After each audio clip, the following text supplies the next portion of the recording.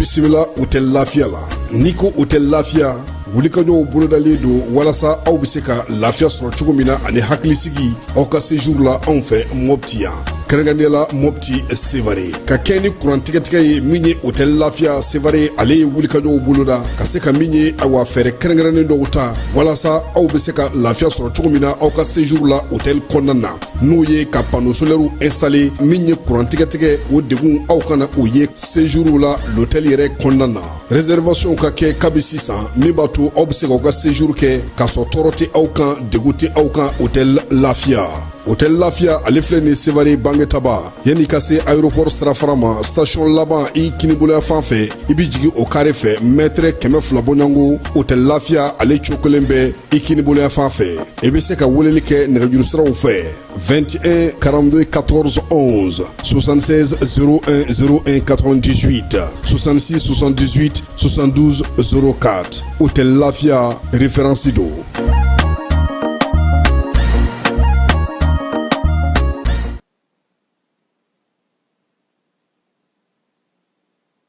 Centre de formation professionnelle Kaja Sanogo Segukaw fe Dar Salam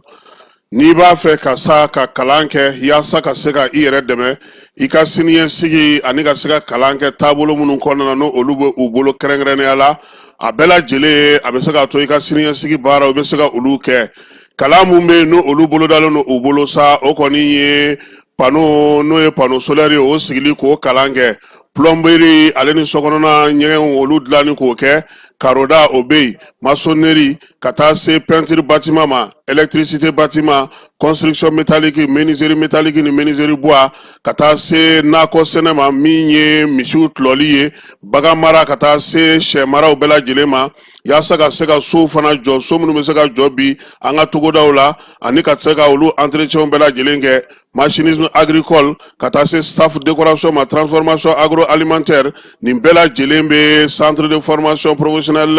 Kaja Sanogo la biogazi k'o faamuya k'o dɔngala kari min ye ɲamaw ye k'olu bayɛlɛmali baaraw kɛ fo ka taa se ɲamaw yɛlɛmali ma ka se k'olu kɛ nɔgɔ ye nɔgɔ min bɛ se ka mago ɲɛ yaasa ka sigida kɛlɛli kɛ centre de formation professionnelle Kaja Sanogo ale bɛ nin bɛɛ lajɛlen boloda karamɔgɔ jolenw b'u bolo minnu ye kalan kɛ ka kalan faamu n'u yɛrɛ bɛ se fana ka se ka denmisɛnninw bɛ mun kalan k'u kunna ka se k'a lawaleya teliya la nin baara bɛɛ lajɛlen sigilen don u bolo yaasa aw ka se ka ye nin ko in na sa a b'aw senfa biribiri ka taa min ye segukaw fɛ Medine min ye centre de formation professionnelle Kaja Sanogo ye k'a b'a da bɛɛ lajɛlen tulo ka sa tɔgɔ sɛbɛn kɔni olu daminɛna segukaw fɛ yen min ye don o don ni dimanche sen bɔra la k'a daminɛ nɛgɛ kanɲɛ 8 ka taa se nɛgɛ kanɲɛ 16 ma yaasa aw ka se ka kunnafoni jɔnjɔnw sɔrɔ sa a bɛ nɛgɛjuru sira n'o o ye 76 03 12 23 a bɛ se k'o gosi min ye 66 03 12 23 walama a bɛ se ka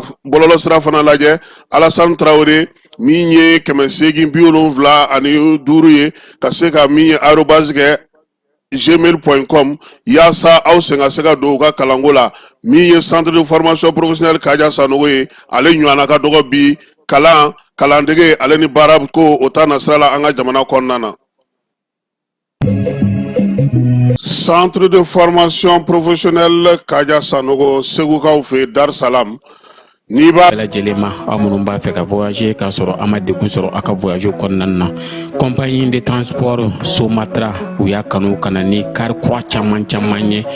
kari minnu dilanna norme kɔnɔna na aw ka lafiya kama a suspension wo a climatisation a siège wo n'i ye kari jɔlen ye foyi tɛ jigin kɔnɔ i bɛ se ka don a kɔnɔna na cogo min na Somatra e ka kari Somatra ne ka kari Somatra anw ka kari o hukumu kɔnɔna na kari ninnu bɛ sirata don ko don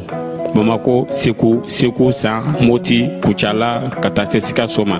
Keɲeba Kita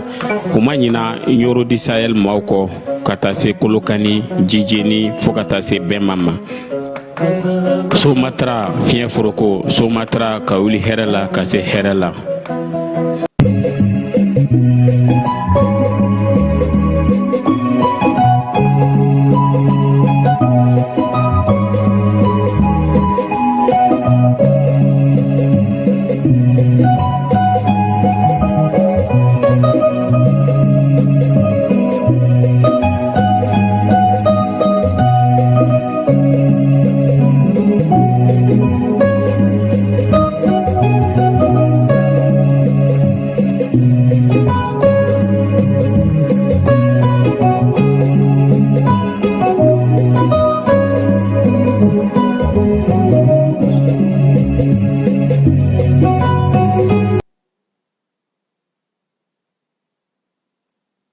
filɛbaw ni an lamɛnbaw ka hakɛtoba ɲini aw fɛ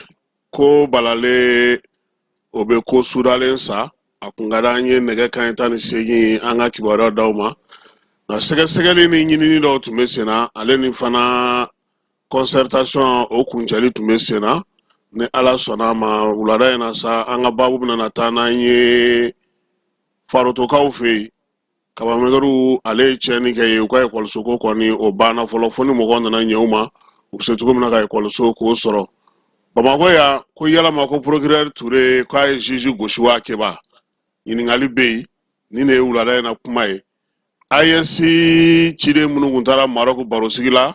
Maroc masakɛ ale y'u bisimila musolakaw ka tɛnjɔkulu min bɛ yen n'o sigilen don an yɛrɛ balimamuso fɛ n'o ye Asita Bundi ye olu tun bɛ Nigerkaw fɛ yen te Sahel o barosigiw k'olu kɛ Niger fan caman fɛ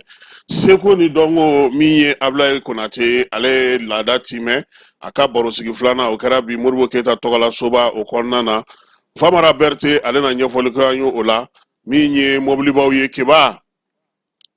mobilibaw kuma cayara de minnu bɛ malo ta olu ka bolofara ɲɛmaa dɔ bɛ Senegalikaw fɛ Ibrahima Sako ale bɛ ka damakasi kɛ fanga ye yaasa u ka jateminɛ kɛ gouvernement yɛrɛ fana ye fɛɛrɛ in k'a lajɛ sɔnɔgɔya bɛ se ka k'a la an na tila k'an da don nin bɛɛ la wulada in na a bɛ se k'a faamuya cogo min.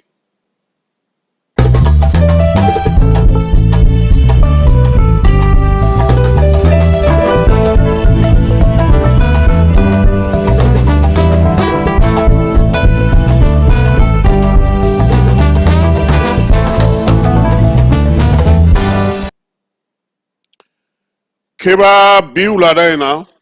k'a fɔ k'a daminɛ kabini Lazara tile waati bɔlɔlɔ siraw fɛ kibaruyaw bɛ ka di sigana kumaw bɛ ka fɔ bɛɛ lajɛlen bɛ ka ɲininkali kɛ ko mun kɛra sigida 4nan tribunal kɔnɔna na n'o procureur ye Idrissa Ture ni dɔw b'a fɔ ma ko Idrisu C4 ko kow kɛra cogo di keba an kɛlen ka kibaruya in mɛn an ye ɲininkaliw kɛ maa minnu bɛ yen ni waleya in kɛra olu ɲɛna keba ko a ko daminɛna cogo di baara dɔ de tun bɛ yen min ye juge d'instruction Jakite filamuso o kun kalifalen don ale la o hukumu kɔnɔna na sa a nana ye k'a fɔ ko maa 2 de bɛ yen keba olu bɛ dugukolo dɔ nɔfɛ dugukolo min mankan o cayalen don bi kelen o kɔni ko ye so jɔ dugukolo in kan juge min bɛ yen n'o ye substitut in ye ale yɛrɛ kun ye maa kelen minɛ k'o bila kaso la waleya in na yaasa a bɛ se cogo min na ka bɔ a somaw ko fo u ye so jɔ yɔrɔ min na keba ko k'o so in ci a ka avocat o de nana sa n'o ye maître Maliki Kulubali ye ka na procureur Ture ka na kuma da ale tulo kan o de hukumu kɔnɔna na sa u y'a yira k'a fɔ k'u bɛ appel kɛ keba appel kɔrɔ kiiri min kɛra a ma bɛn ne ma n bɛ laɲini kɛ aw ka taa n'a ye sanayɛlɛ kiiriso la o de ye appel ye o la ni o kɛra sɛbɛn de bɛ labɛn ka segin ka taa n'a ye cour d'appel la procureur Ture ka baarakɛyɔrɔ maaw ani maa minnu bɛ yen ni waleya in kɛra olu ɲɛna bi tilegan in na u ko ko min ye procureur ye ale de ye sɛbɛn lasegin juge in ma k'a fɔ a ɲɛna karisa ninnu ka sɔrɔdonbagaw nana bɔ an fɛ yan u ko k'u ma jɛn ni an ka kiiri tigɛlen ye an b'a ɲini fɛ sɛbɛn min n'o dir'i ma n'i ye baara kɛ o la i ka segin a kan o sɛbɛn in min ye procureur ale y'o di a ka secrétaire ma k'o ka t'o di juge ma k'a ka segin a kan maa minnu bɛ yen seerew ka kumana keba u ko ko procureur ka secrétaire o taara min ye ka taa papier di juge muso in ma ko a y'o dɔgɔya dɛ juge muso y'o sɛbɛkɔrɔ dɔgɔya ka papier la segin o ma ka segin ka na n'a ye procureur ka bureau kɔnɔ muso in yɛrɛ k'a kasibaatɔ de seginna ka bɔ juge ka bureau kɔnɔ ka segin ka na procureur ale fɛ yen procureur tilara tuguni ka sɛbɛn in ta k'a di a yɛrɛ ka garde ma i b'a dɔn ka bɔ procureur ka yɔrɔ la garde bɛ yen ko garde fana taara ka taa papier in di juge muso in ma ka segin ka n'i sigi procureur ale ka secrétariat la ko juge de filɛ nin ye keba k'o papier kelen in k'o ta ka na n'o ye ka na o fara procureur ka secrétaire la garde kɛra k'o gosi n'o ye seerew ka fɔ la garde corps ma kuma a ma wuli k'i jɔ a ma foyi fɔ muso in ɲɛna min ye surandonbaga dɔ bɛ yen maître Lassana Jakite ale ni polisi minnu tun bɛ yen olu ye juge deli madame i a ko to ta sa kan'i ta i dusu fɛ olu y'o fɔ waati min na olu bɛ k'o fɔ Keba mankan nana wuli procureur yɛrɛ ka secrétariat kɔnɔna na procureur bɔra sa k'i kun degun ka ɲininkali kɛ ko mun de bɛ yen mun mankan bɛ yan yaasa ka se k'a ɲɛdɔn o la sa ko o de la sa a bɔra ka tugu juge muso in nɔfɛ n'o ye Asita tɔgɔ in ye ka sɔrɔ k'a fɔ a ɲɛna procureur ye kuma minnu fɔ a ɲɛna lakalibaw ka kuma don dɛ Keba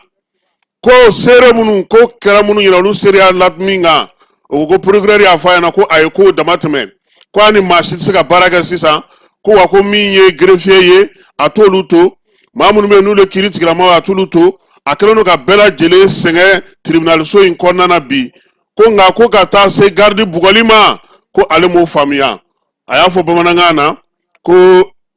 i ye an tɔɔrɔ yan ko procureur y'u tɔɔrɔ yan o kɔfɛ min ye juge muso ye Keba a fana taara ka t'i sigi sa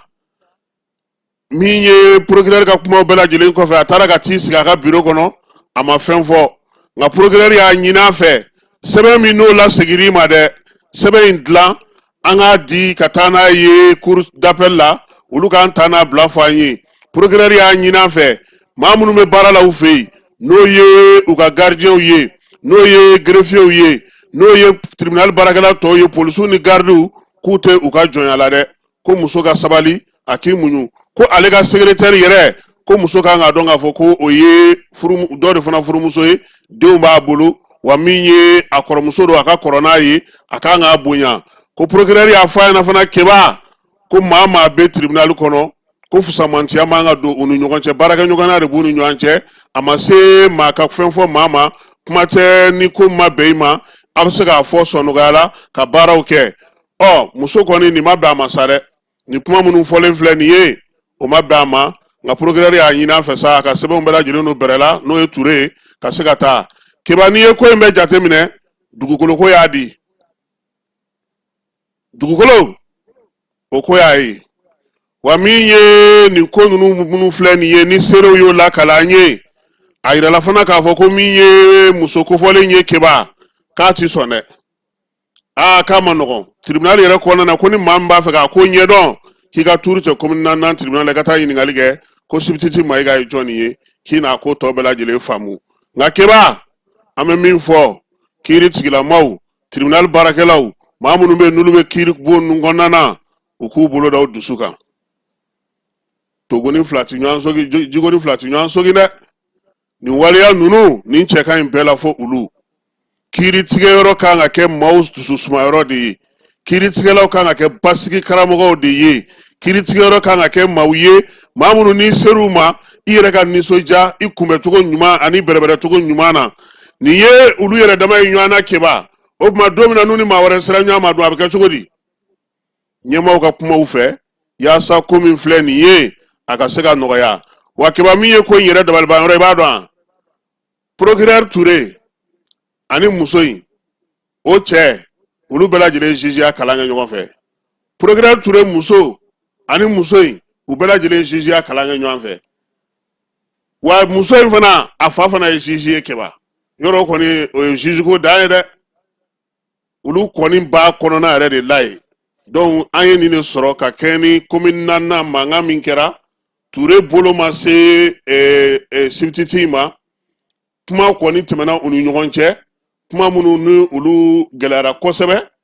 min ye waleya minnu kɔni fana kɛra an ye min sɔrɔ seerew la ani an ka sɛgɛsɛgɛliw la o de ye nin ye sigida naaninan ale kɔnɔna na n'an bɔra yen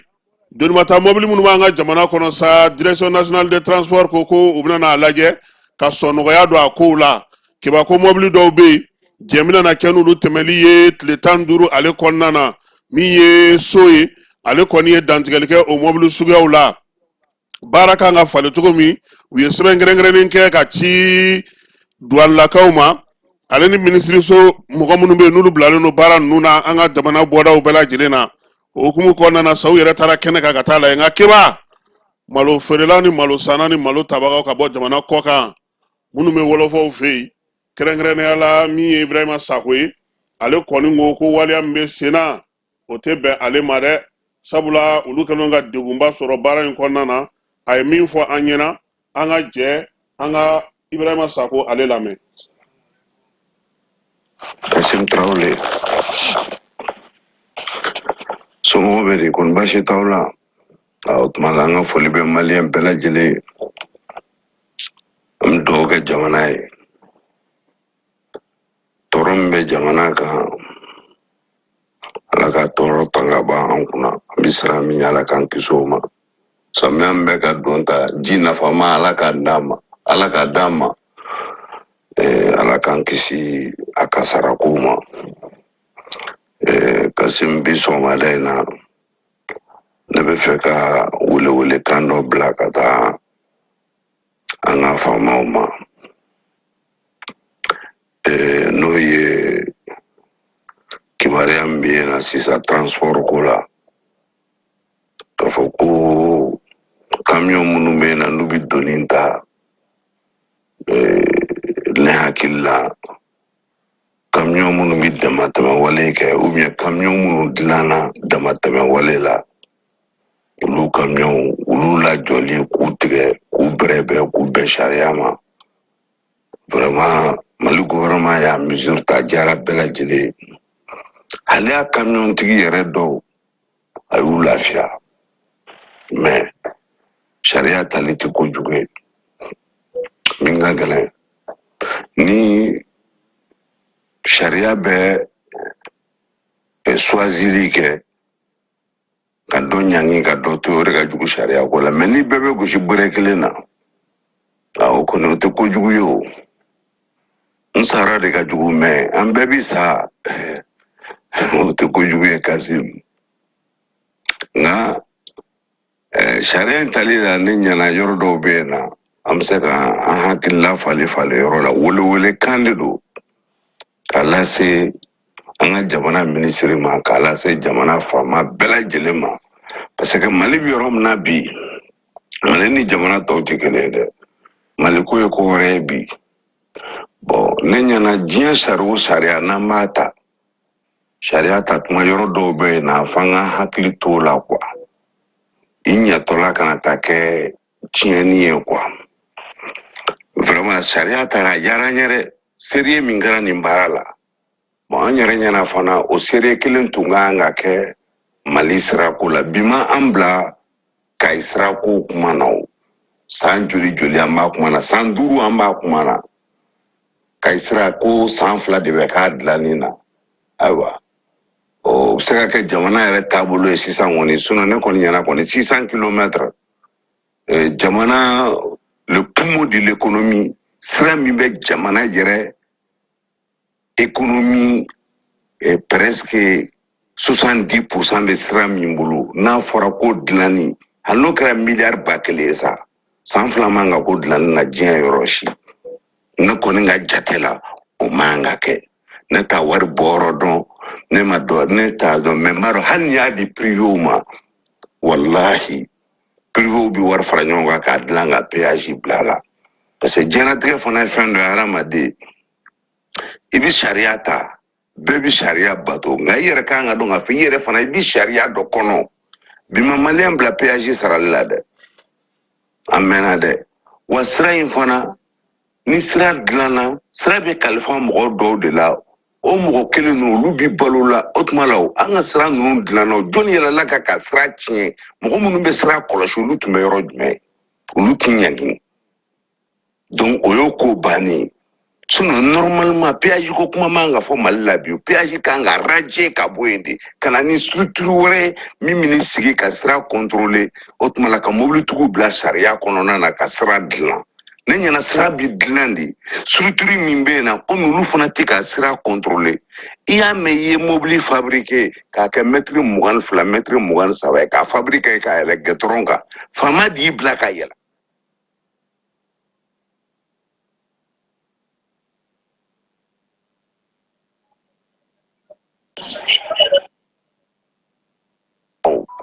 donc faama ti ɲangi Mali la mais Kasim an ka hakili to a la k'a fɔ ko tiɲɛni bɛ yen bi parce que mɔgɔ dɔw bɛ nin ko in kɔnɔna na depuis ala y'u dɔw tɛ sous charge kɛ précisément en balo feerelaw ne yɛrɛ b'a kɔnɔ n t'a dogow la dɛ depuis ala anw da sous-charge ko an t'a si dɔn sous-charge ko a t'an ka baara tɛ an bɛ taa ni balo de ye i y'a faamuya bala an bɛna an bɛ tɛmɛ ka taa minnu bɛ sous-charge kan a mobili dɔnnen don a tigiw dɔnnen don douaniers b'a mobiliw dɔn gendarmes b'a mobiliw dɔn policiers b'a mobiliw dɔn hali population gansan b'a mobiliw yelen dɔn ne ɲɛna sariya tun kan ka boli olu mobili ninnu kan fɔlɔ u kana mobili bɛɛ lajɔ mais ka jamana bɛ mali bɛ guerre la ka tila ka économie freiner k'a lajɔ k'u ka camion bɛɛ latigɛ k'u ka d'accord an sɔnna camion bɛɛ jɔlen don camion bɛɛ bɛ tigɛ mais la conséquence va venir avant le 31 décembre 2015 il y a beaucoup de sociétés qui vont partir en faillite il y aura beaucoup de sociétés caman bɛ kɛ na u tɛ se k'u ka engagement honorer devant les banques o bɛ kɛ dɛ parce que camion jɔlen don an bɛ yɔrɔ min na bi bi in na Dakar transport tun bɛ Dakar yan ka bɔ Dakar ka taa Bamako i y'a faamuya bara transport tun bɛ 42 000 41 000 même mais bi i b'i 1000 don transport la bi tɛ camion sɔrɔ bon balo tɛ ka taa Mali la bi n k'o fɔ aw ɲɛna balo tɛ ka taa an bɛ ka don samiya la samiya in bɛ ka daminɛ cogoya min na Kayi sira in bɛ cogoya min na a diyara mɔgɔ ye o a ma diya mɔgɔ ye sira bɛ tigɛ ɲina salon an y'a fɔ n ko sira bɛ tigɛ sira tigɛra wa sira bɛ tigɛ ɲina ta bɛ juguya ni salon ta ye ɲinan ta bɛ juguya ni salon ta ye i b'a jateminɛ salon samiya tilema fɛ yanni Bamakɔ cɛ bi i bɛ se ka tile 10 kɛ sira kan mais ɲinan samiya n b'a dɔn camion kelen bɛ tile 20 kɛ yanni Bamakɔ cɛ jamana dun kan ka ravitailler nin wagati in de la an bɛna don soudure kɔnɔ très bientôt donc hakilina jigi de don k'a fɔ ko balo gɛlɛyara tuguni ka tila ka taa tuguni jamana kan ka sɔrɔ min kɛ tuguni ka tila ka taa dɔ bɔ jamana ka sɔrɔ la ka taa ko ka exo ni crédit ka taa di mɔgɔ wɛrɛw ma o bɛ taa kɛ dɔw fana balo yɔrɔ sira ye tuguni donc nin bɛɛ ye jamana ka perte de ye nin bɛɛ ye jamana ka perte de ye i bɛ taa sɔrɔ yɛrɛ o yɛrɛ perte yɛrɛ ka bon hali mobili kun tigɛli ye an ma fɔ mobili kana tigɛ dɛ mobili o mobili n'a tɛmɛnen don dama kan a mobili a ka tigɛ mais minnu bɛ balo feere kɛ minnu tɛ nin ko in si dɔn ko in dabɔlen don min kama conteneurs de don u b'u ta ka a dépoter Dakar hali n'i ye maa min sara u tɛ se ka camion ninnu charger k'a fa Dakar kɔnɔna na k'u n'a bɛ taa Mali frontière la o i y'a faamuya b'a la u bɛ taa n'a ye Mali de la u bɛ taa camion ninnu bɛ taa frontière de la n'u sera frontière la camion wɛrɛ bɛ ta tuguni ka tila ka a yɛlɛma o camion kelen kɔnɔna na bɛɛ b'a camion dɔn bɛɛ b'a mɔgɔw dɔn bɛɛ bɛ se ka tɔɲɔ olu nɔfɛ cogo jumɛn na ni k'i bɛ taa camion karasɔrɔtigiw tigiw ta ka taa olu bɛɛ tɔɲɔ la Togunaw ka camion Toguna agro industrie mɔgɔw ka camion bɛ na camion 100 camion 200 camion 400 denbayatigi mɔgɔ 400 mɔgɔ 500 de bi i jɔ nin problème kama camion bɛɛ garelen don wa balo sɔngɔ bɛ ka yɛlɛ ha n'u y'a fɔ aw ye o don n'u ma fɔ aw ye balo sɔngɔ bɛna yɛlɛ Mali la alors que an dun ye sansi dɔ sɔrɔ ɲina min ɲɔgɔnna faamana k'a kɛ cours mondial la balo prix jiginna ɲina nin wagati in na an filɛ nin yɔrɔ min na sisan a bɛ san damadɔ bɔ an bɛ nin ka san 3 ou bien san 4 bɔ balo prix ma deli ka jigin nin wagati in na ka se nin yɔrɔ in ma donc c'est le moment à ravitailler le pays o tuma de ye i y'a faamuya b'a la mɔgɔw ka mobili gare tuma ye k'a sɔrɔ an tɛ fɛn min si dɔn an tɛ fɛn min kɔnɔna na u taara anw ta ka taa an bila o kɔnɔna na min tun jɔrɔ b'anw na o ye règlement 14 de ye règlement 14 la an kan ka 74 tonnes an kan k'o de ta an y'an ka camion dilan k'a bɛn o 74 tonnes in ma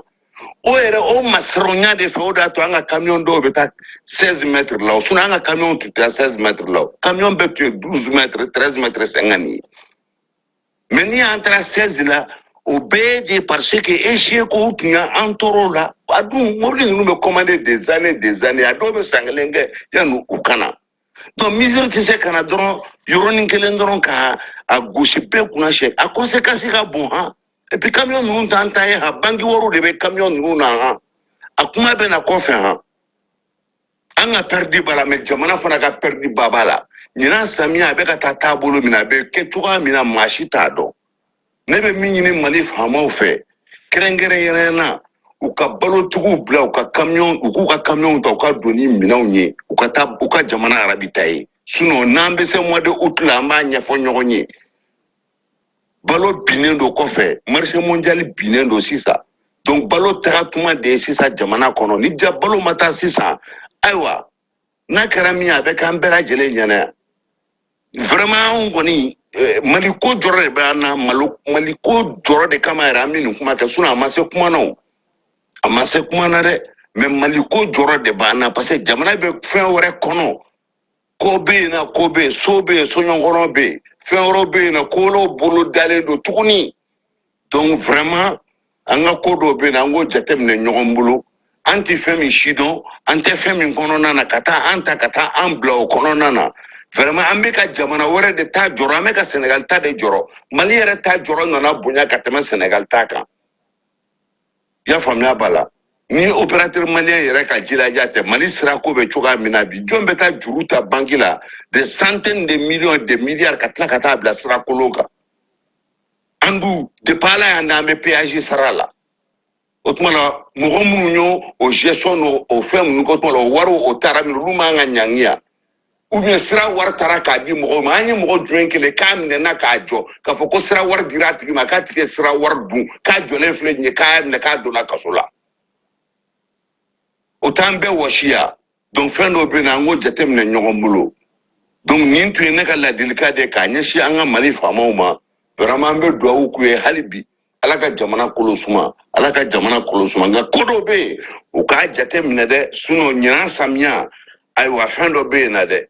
kabini sisan jamana kan ka arabita ye sisan de c'est le bon moment balo jiginnen don kɔfɛ marché mondial la donc ka balotigiw tɛ u ni balo ka don jamana kɔnɔna na yan'an ta ka taa don dɔwɛrɛ la sinon ni balo sɔngɔ nana n'a yɛlɛla tuguni u tila ka taa dɔ bɔ jamana ka sɔrɔ la tuguni ko exode ta o perte o yɛrɛ exo ninnu yɛrɛ o wari yɛrɛ tɛ Mali gɛtɔrɔn dilan k'a ban u kana politique don diɲɛ ko bɛɛ la sa fɛn dɔw bɛ yen na f'a ka jateminɛ ɲɔgɔn fɛ et puis an ka ɲɔgɔn lamɛn. Voilà. Et puis il faut discuter avec des vrais acteurs, les gens qui sont sur le terrain. Il faut discuter avec eux. Ñomɔgɔ caman fana bɛ yen na u bɛ transport kuma fɔ i bɛ taa sɔrɔ hali camion den kelen t'u bolo han. Fo ninnu ko ninnu dɔw jate ka minɛ han. Ni camion 50 tigi dalen don a ka so a ti baara la a bɛ ka jamana yɛrɛ bi ta ye. E ni maa min bɛ kuma hali camion kelen t'o bolo o ka mun de b'a la. Ko dɔw bɛ yen na fo k'a jateminɛ han. O tuma la hakɛto bɛ nin ka salala Muhammad. Nin tun ye Ibrahima Sako mankan ye ale bɛ malo feere de kɛ ka malo ta ka bɔ Senegalikaw fɛ ani balo wɛrɛw ka na n'u ye an ka jamana kɔnɔ sanjiko kibaruya la Farotokaw fɛ yen Mayina Bafula bɛ ale cercle kɔnɔna na sa min ye sangamɛriw kɔni ye a ye tiɲɛni kɛ nin kalo in tile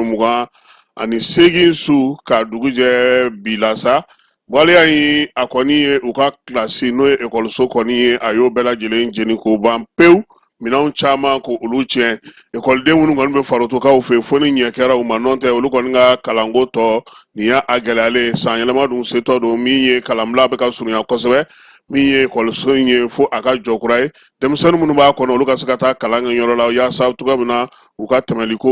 olu ka ɲɔgɔndan ko san laban in na olu bɛ se ka sigi sen kelen kan cogo min na dɛmɛ u bɛ k'o ɲini yaasa min ye Faroto ye sa ale bɛ se cogo min na ka min ye ekɔliso kura in k'o sɔrɔ halisa ekɔliko hukumu kɔnɔna kɛba i b'a dɔn k'a fɔ ko dɛfu n'ale bɛ kɛ ɲɔgɔndan caman de bɛ a la boli n'a bɛ fɔ ma ko éducation physique o ɲɔgɔndanw kɔni olu daminɛna bi kunun tɛnɛ min ye kayikaw olu fɛ yen boli ale kɔni bɛ ka kɛ sa denmisɛnninw kun min ye kayi kapu ale kɔnɔna na kɛrɛnkɛrɛnnenya la u ka ba ale numanfɛ bolo o maaw y'o daminɛ ekɔliden somɔgɔw ni ekɔlidenw kɔni wulilen k'u jɔ sabula min ye san laban ɲɔgɔndanw ye dɛfuko la nin ye ale kow daminɛlen ye direkaw olu ye ambulance kura sɔrɔ dire dugu min bɛ yen olu ta ye Jibondo ye Hara u ka dugu min bɛ yen n'o ye Hara 1 dire kɔnɔna na sa olu kɔni ye Jibondo sɔrɔ min ye Jibondo in ye ale ni panneau solaire fana bɛ ɲɔgɔn na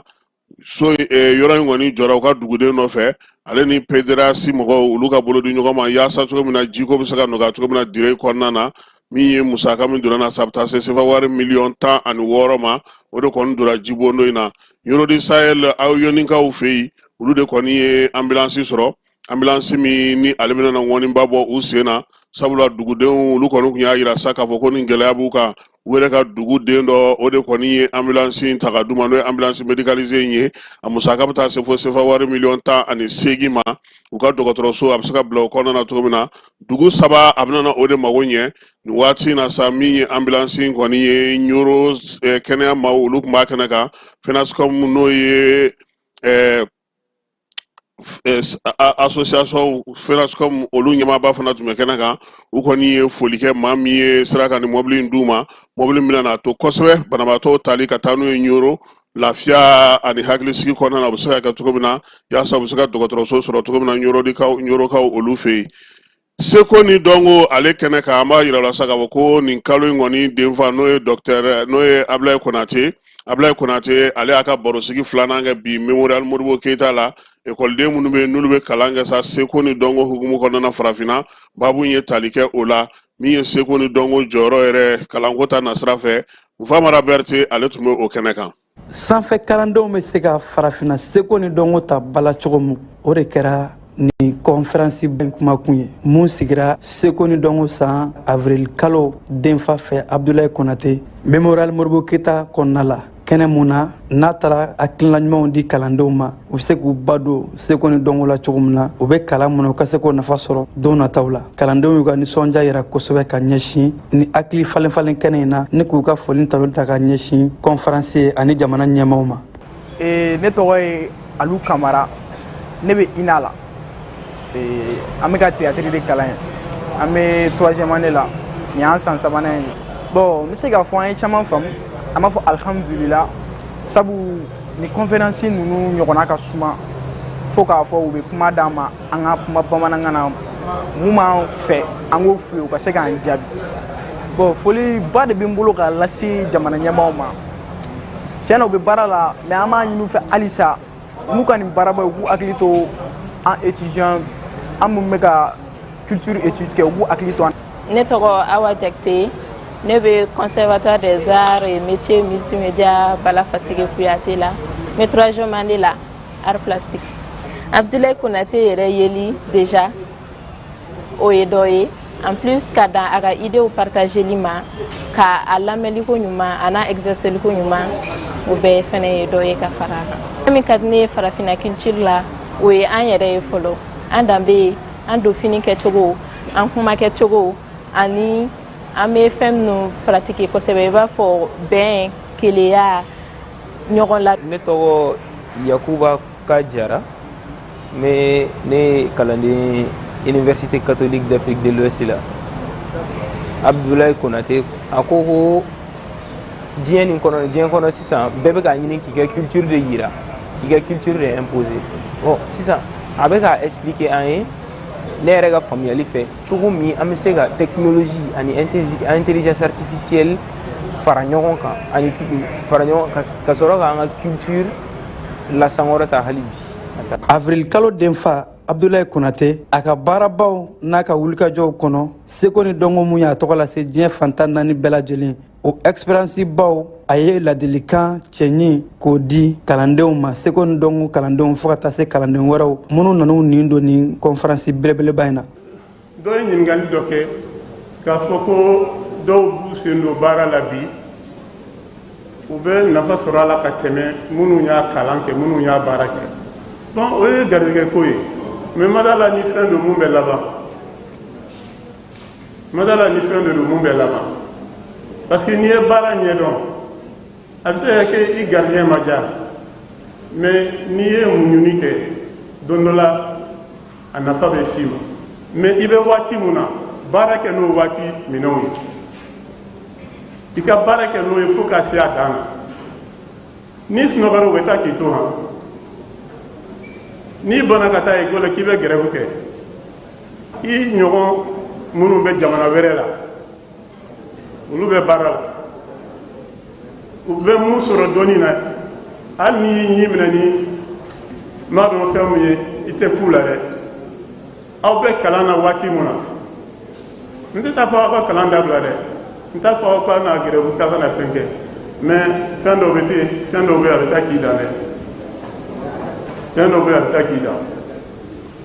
aw bɛ waati mun na o y'aw ka dɔnni waati sɔrɔli ye jamana wɛrɛ mɔgɔw bɛ na aw yɛrɛ ka jamanadenw bɛ na u ye fɛn minnu dɔn san 30 san 40 u bɛ n'a fɔ aw ye tile kelen kɔnɔ donc aw bɛ dɔnni mun sɔrɔ san caman dɔnni de don dɛ a bɛ fara ɲɔgɔn kan ka d'aw ma yɔrɔnin kelen n t'a fɔ ko gɛlɛya t'aw la dɛ gɛlɛya b'aw la gɛlɛya bɛ mun bɛ n'a d'aw ma fana gɛlɛya b'o fana na o nka aw bɛ mun faamuya ne hakili la o nafa ka bon ni aw tora so ye kalorina k'a fɔ nin kɛnɛ in kan an ka jamana seko ni dɔnko minisiri ka lasigidenw fɔɔ ka taa se seko ni dɔnko ŋwarabaw olu bɛɛ lajɛlen kun be yen ka se ka taa seko ni dɔnko san avril kalo k'a kun cɛ hɛrɛ ni baden na. Ne tɔgɔ Abdoulaye Jɔnmana, ministre de la culture représentant. U ka kuma ninnu diyara ne yɛrɛ ye kosɛbɛ parce que kuma ninnu kun bɛ caman bɛ anw ye jɔn ye an bɛ taa min an bɛ se ka kɛ mun ye o kɔfɛ fɛn kura dɔw bɛ yen n'u b'a wele intelligence artificielle ani o donc anw ye jɔn ye a kumana o caman kan anw ye ɔkɔliden ari ɔkɔlidenw ye bi anw kan ka mun ni mun kɛ pour que ka taa ɲɛ denfa kumana o caman kan bon min fana y'ale intelligence artificielle o ye bi taabolo ye a ko bi taabolo yɛrɛ la o kan ka don ɔkɔlidenw ka programme na pour que ɔkɔlidenw k'o dɔn kosɛbɛ donc kumaɲɔgɔnya in ɲɛna kosɛbɛ bilasiraliw sɔrɔla la somɔgɔ sama caman sɔrɔ. N b'i fo ka sababu kɛ i ye ɲininka an ka kan dɔ la n'o ye bamanankan ye parce que k'i ka k'i yɛrɛ ye k'i yɛrɛ dɔn so dɔn yiri dɔn yɛrɛ dɔn ɲɔgɔn tɛ o k'a sɔrɔ i bɛ min fɔ i bɛ kan min fɔ o kan kɔrɔfɔw nan'o la o de y'a to a bɛ don i la n b'i fo bi ɲɔgɔn lajɛrɛ min ni Konatekɛ n'a nana ka na kunnafoni lase mɔgɔw ma ekɔliden ani seko ni dɔnko ta cogo la ekɔliden yɛrɛ ye seko ni dɔnko ye ni ekɔliden fɛn fɛn kun bɛ yan u bɛɛ ye seko ni dɔnko dɔ ye parce que siya kelen t'u ye jamu kelen t'u ye bɔyɔrɔ kelen t'u ye donc bɔyɔrɔ nin bɛɛ n'a seko n'a dɔnko don an ko k'an k'an cɛsiri an yɛrɛ ye donc an yɛrɛ ye yan a julabaw usine bɛ minnu bolo an yɛrɛ dama yan de k'an ka ɲɔgɔn lajɛ ka hinɛ ɲɔgɔn na ka ɲɔgɔn dɛmɛ ka pièces de théâtre financer pièces de théâtre bɛ mɔgɔw kalan a bɛ mɔgɔw bilasira donc bɛɛ yɛrɛ ye ko de don sinima fana b'o cogoya kelen na n'an y'an bolo don ɲɔgɔn kɔrɔ an bɛɛ bɛ fɛn sɔrɔ a la an bɛɛ bɛ kɛ fɛn la k'u ka jɔyɔrɔ bila u ka cɛsiri ta ekɔlidenw a ye jɔyɔrɔ bila u ka cɛsiri ta fosi tɛ kɛ n'i ma sɛgɛn. ɲininkali ni jaabiw kalandenw ni conférence ni ɲɔgɔn cɛ jaw bɔli ka yira conférence ka wulikajɔw kan olu de ni kɛnɛ bonya kɛnɛ min bɛ tali kɛ avril kalo kuncɛli baaraw la seko ni do san kadara kɔnɔ mun hakilina ɲuman tara an ka jamanakuntigi général d'armée Asimi Goyita fɛ. N'an bɔra Bamako an b'an kunda Niger kan an bɛ t'olu ka faaba kɔnɔna na Ɲamekaw fɛ yen muso minnu bɛ farafinna n'olu tun ye tɔn sigi an fɛ yan AES ale tɔgɔ la a dɔw bɔra Faransikaw fɛ yen min ye AES jamanaden minnu bɛ yen a nunjuru bɛ maa min bolo o y'an yɛrɛ balimamuso Ayisa Bundi ye.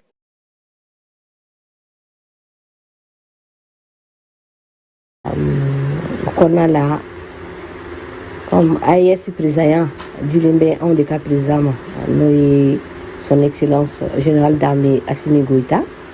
et que AES charte du dictat gourmand o kalifalen bɛ Mali de la an association y'a ɲini o kɔnɔna la k'an seko kɛ fɛnɛ pour que an ka wuli Bamako yan Mali la yan ka taa Nigerkaw fɛ yen ka taa Nigerkaw rencontrer k'u ka ko ladɔn an ka wagatinin kɛ ɲɔgɔn kan nisɔndiya ni yɛlɛ ni baro kɔnɔna la donc an bɔra yen min kɛ sa pour que an bɛɛ ka se ka fara ɲɔgɔn kan ka an bɛ se ka adamadenya dilan ka ɲɛ halisa cogoya min na AES jamanadenw cɛla o kɛra avril kalo tile 19 ye voilà donc an y'an jija o la an sera ka taa Niger Niamey ani Zender u ka koji farala an kan k'an dɛmɛ pour que an bɛ se ka ɲɛnajɛ ninnu kɛ cogoya min na n'o ye commissaire de l'organisation des grands événements du Niger premier ministre ka cabinet la monsieur Imran Maïga Amadou on a ka équipe fene voilà nous ñoo ke sultan Rémi kera anga ñanaje kalfalamina voilà sous son haut prestige voilà oye akachidim la kana noé Galadima Aba Galadima Abdoulaye Galadima ye et folie bla fene gouverneur Niamey gouverneur fene amé folie bla la ay représentant bla kana ani Niamey maire représentant bla kana en ambassade fene la Mali ambassade la Niamey fene représentant bla kana ala akene rewodo noy Issa Camara en subkenyo fait comme sultan de Damagaram o de kɛra an ka ɲɛmɔgɔba ye an ka cercle d'unité sahélien parti 1 Niger ye donc an wulila o la sa ka taa Zender ala ka taa foli lase sultan ka du kɔnɔna la yeni Niamey cɛ kilomètre c'est 18 heures heure 18 an bɛ sira la ka taa Zender voilà pour que ka taa foli lase sultan na la alhamdulillah an ɲuman sera u y'an bisimila ka ɲɛ sultana yɛrɛ nin bɛ Damagaram bɛ exister là depuis 1731 donc depuis sultan u ye tugutugura ɲɔgɔn na voilà fo ka se bi Haj Abubakar Sanda Umaru voilà donc ale de ye bi su ye sultan ye masu girma manyan wakilai na ƙasa an b'a fo fɛnɛ ka barikada ala k'a mɛn a ka fanga la inshallah n'ala sɔnna ma o kɔfɛ fɛnɛ an sera ka taa colonel Mahaman Sani Masala cɛ o ye Zender gouverneur ye a y'an bisimila ka ɲɛ kosɛbɛ an n'a ye baro kɛ an ye échange kɛ an bɔra ale fɛ yen an taara maire fɛ yen voilà monsieur Issoufou Mahaman n'ale Zender maire ye voilà u b'a wele yen ko administrateur délégué de Zender awɔ an ye ci wɛrɛ di u fila bɛɛ ma Zender colline na parce que la colline fɛnɛ histoire fɛnɛ b'a la u b'a wele de Tab Jul Sale ou bien Dawa Dusi voilà colline ni i bɛ to colline sanfɛ ka Zender dugukɔnɔna bɛɛ ye avril kalo tile 23 la donc an sera ka jeunesse fara ɲɔgɔn kan pour que an ka se k'an sigi ka kuma n'o ye ka plateforme sigi sen kan n'o ye AES Horizon Jeunesse voilà pour que sini AES kɔnɔna la jeunesse bɛ se ka taabolo jumɛn ta voilà Mali jeunesse Niger jeunesse ani Burkina jeunesse voilà confrontelen don fɛn minnu na an kan ka ko minnu kɛ fɛnɛ université la n'o tɔgɔ université André Salissou voilà an taara yen an taara recteur voir ala n'a ka équipe bɛɛ ka taa tableau d'a ma ni ci wara ala n'o ye professeur Souley Kabiru ye ale ye Zender recteur ye après an taara an fila an ka projet sabanan min bɔra cercle du thé kɔnɔ de thé sahélien kɔnɔ o ye Agora AES ye jeunesse et bâtisseur de l'AES Matassan AES Souké Mangana, c'est-à-dire que jeunesse de AES jeunesse de Kakumata 600 voilà donc là oui universitaire mɔgɔw de concerné voilà minnu bɛ écoledenw minnu bɛ université la olu fana ka cɛsiri bɛ se ka kɛ min ye fana pour que AES dugu saba ninnu écoledenw ka se ka baara kɛ ɲɔgɔn fɛ pour que u ka échange kɛ voilà an y'u baaraw fana sigi sen kan an ye livre d'or saba préparé président sabaw tɔgɔ la comme ça ni hakilinata minnu bɛ écoledenw fɛ ni kuma minnu bɛ écoledenw fɛ u ka a sɛbɛn a livre kɔnɔ a ka se ka livre nin d'or ninnu ka se ka se président sabaw bɛɛ kelen kelen ma ni muso groupe ye ɲɔgɔn ye n'o kɛra le 25 avril ye voilà an ye la rencontre avec les femmes haïtiennes voilà an ye plateforme kura labɛnw kɛ n'o ye Horizon Femmes AES voilà parce que an y'a ɲini k'a dɔn fɛnɛ Niger musow confrontelen don problème jumɛn na an bɛ Mali ta dɔn an bɛ fɛ ka Niger kaw fɛnɛ ta dɔn ye muso problème b'u bolo problème jumɛn b'u da la gɛlɛya jumɛn bɛ yen pour que après ka taa Burkina fɛnɛ ta ɲininkali kɛ ka tila k'a bɛɛ fara ɲɔgɔn kan ka se ka baaraw k'a kɔnɔ inshallah n'ala sɔnna ma livre d'or fɛnɛ tun bɛ yen musow minnu ta fɛnɛ ye min ye u hakilina ye min ye u y'a sɛbɛn livre d'or nin kɔnɔ yen min kan ka di président sabaw ma. Aujourd'hui, je vais vous demander de vous lever avec votre permission, pour ce serment collectif que nous allons tous réciter ensemble.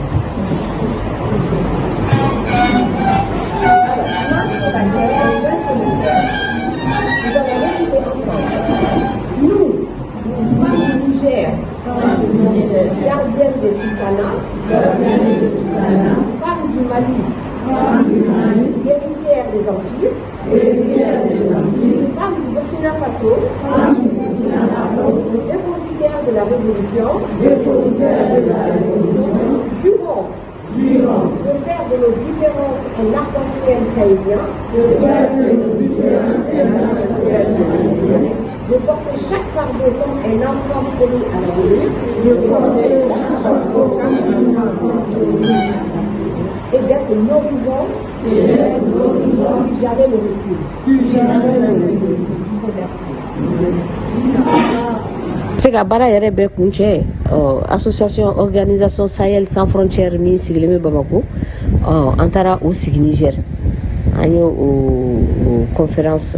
comment ça s'appelle au assemblée générale constitutive an ye o sigi le 26 avril voilà pour que ka se ka organisation Sahel sans frontières bureau sigi Niger kɔnɔna la a bɛ sigi Niamey a bɛ sigi Zender fɛnɛ inchallah n'Ala sɔnna ma pour que ka baaraw nɔgɔya aw ni ɲɔgɔn cɛ. N ye cercle d'unité sahélien parti fɔlɔ ye parti filanan alhamdulilayi fɔlɔ ɲuman tɛmɛna yɛrɛ la a tɔ taara sisan parti filanan ye n'o ye o bɛna kɛ Burkina Faso. An bɛ foli lase sultan ma voilà son excellence son altesse El Hadj Aboubacar Sanda Oumarou sultan de Damagaram. Vraiment a y'an ka ɲɛnajɛ nin bila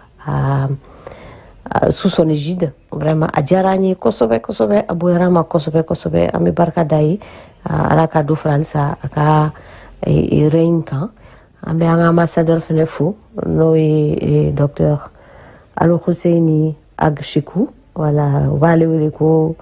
tew ka masakɛ te dilannaw ka masakɛ a diyara an ye an bɛnna ma ani an ka conseiller d'honneur n'o ye Boubacar Sidiki Samake ye magistrat Bamako yan ani an ka hôte d'honneur n'o ye monsieur Abou Ali Fata Tegera o ye administrateur ye Burkina Faso.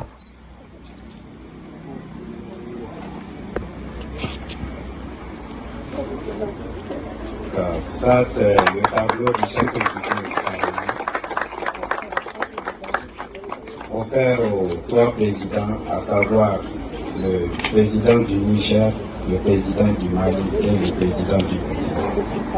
Et le sultanat aussi.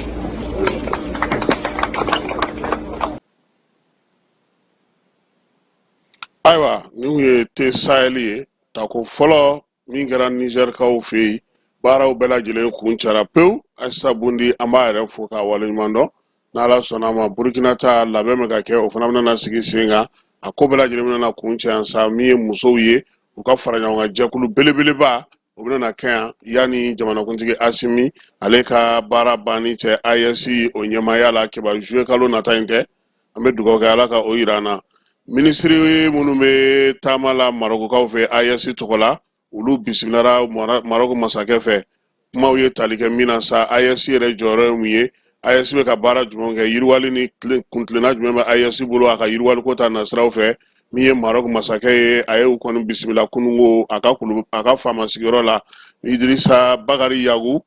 Sangare ni oye Niger jamana ni jamana chesra yena wa ministri Ablaye Job kata faraminye Karamogo Jean-Marie Traoré kano Burkina tay ubela jelen ko ni tarasa kata nyefolike ISC re kuntrena muye Maroko masake nyenwe wera na sigira keba miye pumatiki yesa katuna ISC bela jelen tola Maroko masake o karawnga jamana ni jamana chesra yena wa ministri Ablaye Job dan tigali munu ba fe Maroko yere funa be fe sa fere kerengene mga tige ya sami ISC jamana uye ulubi seka tayro soro tugumna kokojila puma uye talike ola aya yirasa kafoko bila kote ni jamana nunu bela jeleni Maroko be barake nyamfe tlene yani dinen ladria hukumu konana fen chamambe wolu ke nyamfe Maroko ni Mali yere koni yere ka fola ulu konme komi sokelen kono maw keba Ablaye Job ko sa ko haklina mbe jamana kuntigi nunu na uye beni kelenya bamanca wale ni ga wale kela bi se ka kɛlɛ cogoya sugu bɛɛ lajɛlen na yiriwali baaraw k'olu sigi sen kan jamana ninnu bɛ degun min kɔnɔ na u bɛ se ka bɔ nka jamana ninnu ka kuntilennabaw o ye min ye u yɛrɛ b'u jɔ u kolo la u se ye min u bɛ se k'o kɛ maa fana tɛna se ka fɛn f'u ɲɛna n'u ka nafa tɛ min na bolodi ɲɔgɔnmaw bɛ nana kɛ u ni jamana o jamana cɛ olu ka nafa bɛ sɔrɔ min na u ka nafa tɛ sɔrɔ min na u bɛ na olu fɔ kɛnɛ in kan ye fana a yirala k'a fɔ sa ko nin waati laban in na bɛɛ lajɛlen b'a dɔn k'a fɔ ko ni i kɔni taara Maroc fɛ yen keba i ni Algérie aw tɛ kuma ɲɔgɔn o y'i kɛlen ka Algérie kawuraba tigɛ kuma tɛ Maroc masakɛ o kɛlen ka ninnu bisimila keba ɲɛŋɔye ko kɔni o bɛ wolo ko min na o ye tare ye nka nin waati in na sa nin ko bɛɛ lajɛlen bɛ ka kɛ waati min na AES jamana olu fununen don Algérie la sabula ale ye Mali dronin dɔ gosi k'o bɔ k'o bin nka keba n'i y'a min ɲɔgɔnna filefiyɛla tɛ i da de ye mɔsɔnyɔrɔ sɔrɔ ala ka sababu ɲuman k'an ye an bɛ wulada in na taa an b'o jɔ yan k'i yɛrɛ fo k'i waleɲuman dɔn Arsenal ni Paris demi-finale fɔlɔ olu ti ɲɔgɔn na Paris ka kelen bɛ yen fɔlɔ n'ala sɔnna ma min mana na sɔrɔ la an n'o jaabi di maaw ma sini Coupe du Mali la an bɛ se ka min fɔ mɔgɔw ye keba o tirage kɛra Coupe du Mali min ye Stade Malien ye ale ni AS Jara de bɛna na ɲɔgɔn sɔrɔ o bɛ kɛ nin kalo kura tile 3 o dugusajɛ kalo kura tile 4 Joliba ni Issoisi bɛ ɲɔgɔn sɔrɔ tirage o kɛra Surɔ Mali jabaranin na n'o ye ORTM ye télévision ka farikolo ɲɛnajɛ kɛnɛ min bɛ yen a kɛra o kɛnɛ kan Joliba maa tun bɛ kɛnɛ kan Stade maa tun bɛ yen AS Jara ale ni Issoisi olu bɛɛ lajɛlen tun bɛ yen fédération secrétaire général adjoint n'o ye Bacili ye u ka kunnafonidi ɲɛmaa n'o o ye Ibrahima Sisi Kulubali ye u bɛɛ lajɛlen tun bɛ ORTM ka jabaranin kɛnɛ kan kunun ka tirage in kɛ donc demi-finale fɔlɔ o ye kalo tile 3 ye o bɛ Joliba ale ni o bɛ Stade Malien ale ni AS Jara ni ɲɔgɔn cɛ demi-finale filanan kalo tile